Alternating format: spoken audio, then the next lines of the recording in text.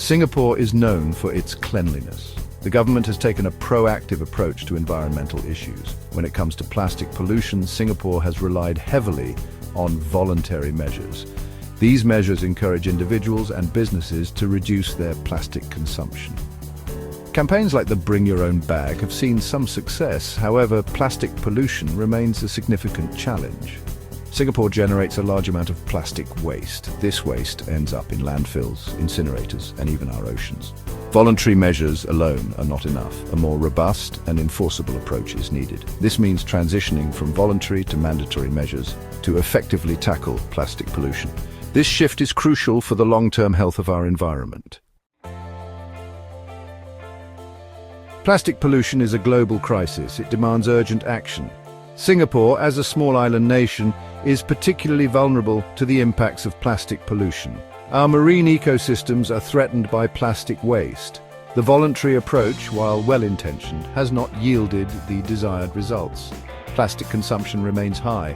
The convenience of single-use plastics often outweighs environmental concerns. This is where mandatory measures come in. They provide a clear and enforceable framework for reducing plastic consumption. By implementing regulations and policies, the government can drive significant and lasting change. This shift is essential for protecting our environment and public health.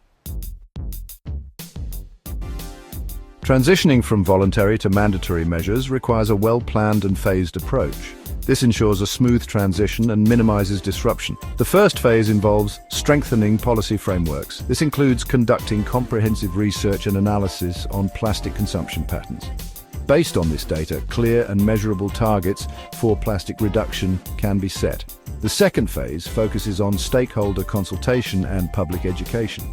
Engaging with businesses, industry associations, and the public is crucial. This ensures that everyone understands the rationale behind the mandatory measures. Public education campaigns can help to raise awareness about the harmful effects of plastic pollution. They can also provide practical tips on reducing plastic consumption. This collaborative approach is essential for building consensus and ensuring the success of the transition. Section 4. Learning from local initiatives. Singapore's steps towards plastic reduction. Singapore has already taken some steps towards reducing plastic consumption. These initiatives provide valuable lessons for the transition to mandatory measures. The plastic bag charge, implemented in 2023, is a prime example. By imposing a charge on plastic bags at supermarkets, the government successfully nudged consumers towards bringing their own reusable bags. This initiative demonstrates the effectiveness of economic instruments in changing behavior. The No Straw campaign, launched in 2019, is another notable initiative. By encouraging food and beverage outlets to stop providing straws automatically, the campaign aimed to reduce single-use plastic consumption. While the campaign had a positive impact, it also highlighted the limitations of voluntary measures.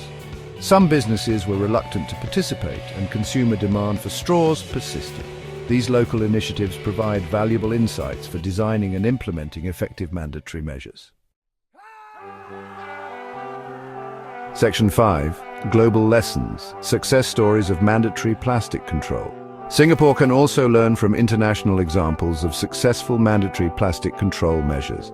Ireland's plastic bag levy, introduced in 2008, is a prime example. By imposing a significant levy on plastic bags, Ireland witnessed a dramatic reduction in their use. This policy not only reduced plastic waste, but also generated revenue for environmental initiatives. France's packaging bans, implemented in 2016, offer another valuable lesson. By banning single-use plastic plates, cups, and cutlery, France aimed to reduce plastic waste and promote reusable alternatives. While the initial implementation faced some challenges, the bans have been largely successful in reducing plastic consumption. These international examples demonstrate that mandatory measures, when well designed and implemented, can effectively curb plastic pollution. Section 6. Aligning with Singapore's Green Vision Green Plan, 2030 and beyond. The transition to mandatory plastic control measures aligns perfectly with Singapore's Green Plan 2030. This ambitious plan outlines Singapore's roadmap towards environmental sustainability. Reducing plastic waste is a key target of the Green Plan. By implementing mandatory measures, Singapore can make significant strides towards achieving its sustainability goals. Moreover, this transition positions Singapore as a leader in global sustainability efforts. As a nation known for its efficiency and innovation, Singapore can set an example for other countries to follow. By taking bold action on plastic pollution, Singapore can inspire other nations to adopt similar measures. This collective effort is essential for addressing the global plastic crisis. Section 7. Conclusion towards a sustainable future. Singapore's leadership potential. Transitioning from voluntary to mandatory plastic control measures is a necessary step towards a more sustainable future for Singapore. By implementing a phased approach, learning from local and international initiatives, and aligning with the Green Plan 2030, Singapore can effectively reduce plastic pollution. This transition will not only protect our environment but also enhance our reputation as a global leader in sustainability. It is time for Singapore to take bold action and demonstrate its commitment to a greener future.